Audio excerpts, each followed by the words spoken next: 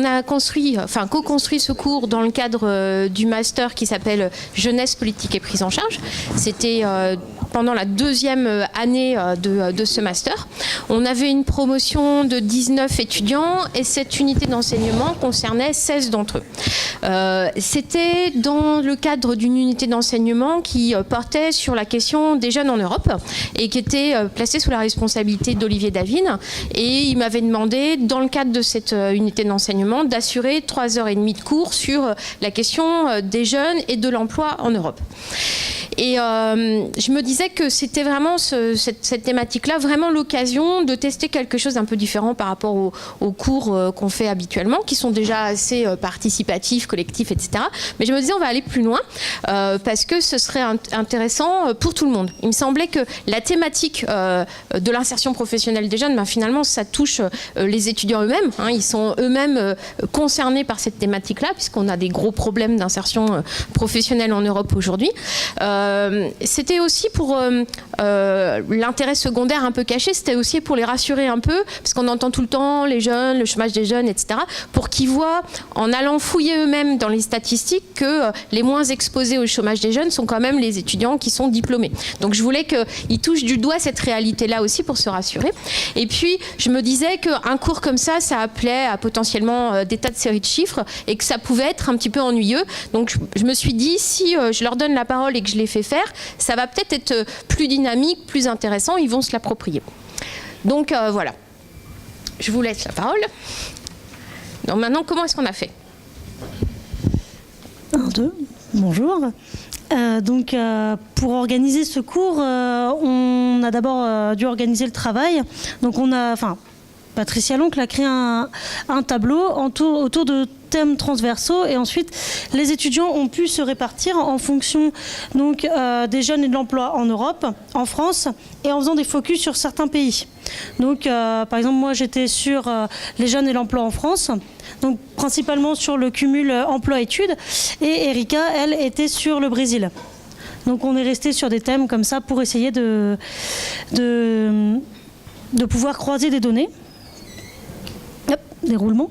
Donc pour arriver à préparer ce travail et pour arriver à le présenter devant la classe, on a eu 2 semaines entre les regroupements pour préparer ce travail. Donc dans un premier temps, quand on a eu le sujet, on s'est d'abord organisé pendant une journée pour savoir qui prenait quoi. Donc ça a été assez rapide, c'était vraiment savoir quel sujet nous intéressait le plus. Ensuite, il y a eu une semaine à peu près où il y a eu une recherche de données pour réussir à collecter énormément de données sur ces sujets. Par des échanges de mails, on a pu se mettre d'accord sur les données qui étaient à éliminer puisqu'on en avait beaucoup trop à la base et il fallait que la présentation dure seulement 45 minutes. Donc ensuite, dans la semaine de regroupement qui a suivi, nous avons mis en commun, donc le cours avait lieu le mercredi, nous avons mis en commun le lundi et le mardi, on a eu des petits temps pour mettre en commun et pour préparer l'oral, pour préparer aussi les PowerPoint qu'on devait mettre. Donc le cours, j'ai commencé à l'expliquer, donc on avait 1 heure par sous-groupe, donc on avait 45 minutes pour faire le cours en lui-même et 15 minutes après de débat. Et ensuite, on avait préparé donc un PowerPoint avec aussi bien donc des vidéos, des articles de journaux qu'on pouvait distribuer à la classe pour essayer justement d'amener tout le monde à réfléchir sur les questions qu'on traitait. Je vais te laisser la parole. Bonjour à tous. C'était une expérience très intéressante de co-construire ces cours.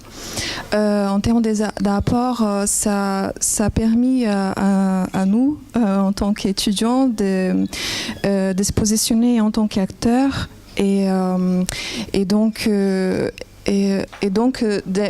se mettre dans la posture d'apporter de la connaissance et donc, c'était une satisfaction très, très grande pour toutes les étudiants de la promo.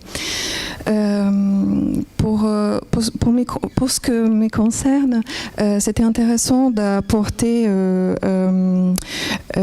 les connaissances, enfin les informations de comment la politique de jeunesse est construite au Brésil, et puis de partager ça avec mes collègues de promo. Ça a permis aussi d'identifier toutes les ressources des étudiants, et puis aussi ça a contribué à la cohésion des groupes. Et bon voilà, c'était très, très intéressant. Ah oui, comme j'ai déjà dit, c'était valorisé, enfin c'était intéressant du point de vue personnel, puisqu'on a pu valoriser nos connaissances, et aussi ça a aidé dans la prise de recul par rapport aux dispositifs d'insertion des jeunes. Bon voilà. Merci Erika. Alors pour moi, j'ai trouvé que c'était vraiment intéressant parce que ça a permis de voir dans quelle mesure les étudiants collectivement étaient capables tout à fait aisément de s'approprier un sujet qui est quand même plutôt technique et puis qui était comparatif, puisqu'on travaillait sur la France mais aussi sur les différents pays européens et hors Europe. Et ce qui était bien, c'est qu'ils ont vraiment joué le jeu, c'est-à-dire qu'ils étaient très très impliqués avec beaucoup de soins, beaucoup d'apports personnels. À mon sens, c'était vraiment un outil de cohésion collective pour le groupe. Il faut savoir que juste après, ils devaient s'engager dans un travail de 3 mois sur un projet collectif. Donc je pense que d'une certaine façon, c'était une manière de déjà s'organiser dans la production collective. Et le résultat était vraiment intéressant du point de vue du niveau. Je me disais que finalement, nous, en tant qu'enseignants, on aurait sans doute eu un apport plus spécifique. Et eux, ils ont vraiment choisi une approche globale. Ils ont donné beaucoup d'éléments. Et ça, c'était très bien.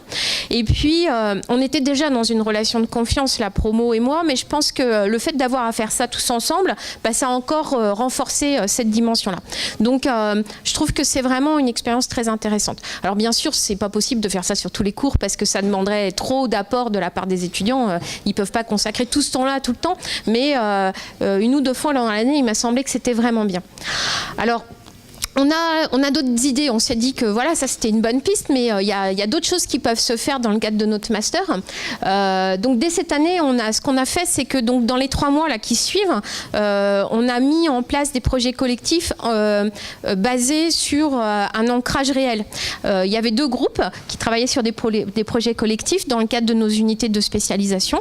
Un groupe travaillait sur un projet collectif d'alternative au placement pour les jeunes de la protection de l'enfance, et un autre groupe devait fournir un projet de politique locale de jeunesse pour le pays de Morlaix. Donc dans les 2 cas, il s'agissait premièrement d'une commande du Conseil général d'Ille-et-Vilaine et deuxièmement d'une commande du pays de Morlaix. Donc c'était intéressant parce que on a continué, si vous voulez, dans la collaboration. Et puis avec les étudiants, à la fin de l'année, dans l'évaluation, on s'est dit peut-être on pourrait aller plus loin. Donc on a imaginé d'autres choses pour l'année prochaine. Donc pour la 3e année de fonctionnement de ce master. L'année prochaine, on va avoir des étudiants entre 24, 25, 26, on ne sait pas encore bien, ils sont en train de s'inscrire. Et il y a une moitié de professionnels. Donc ce qu'on va faire, c'est qu'on va faire des binômes professionnels étudiants initiaux pour permettre qu'il y ait vraiment une circulation des connaissances, des aides mutuelles entre les professionnels qui vont donner des conseils de posture professionnelle aux plus jeunes, puis les plus jeunes qui sont souvent bien plus doués en informatique, en recherche bibliographique sur Internet, etc. Donc l'idée, c'est vraiment de mutualiser les connaissances. Ils sont en train de mettre en place une association des anciens pour créer un réseau entre eux. Et puis, on va faire en soirée des séminaires informels suite au séminaire du mardi qu'on organise les semaines de regroupement là, sur la jeunesse, pour permettre d'aller plus loin sur certains thèmes et puis de faire réseau avec les étudiants des différentes promotions. Donc voilà, c'est quelques pistes, on va sûrement avancer encore, mais voilà un petit peu où est-ce qu'on en est aujourd'hui.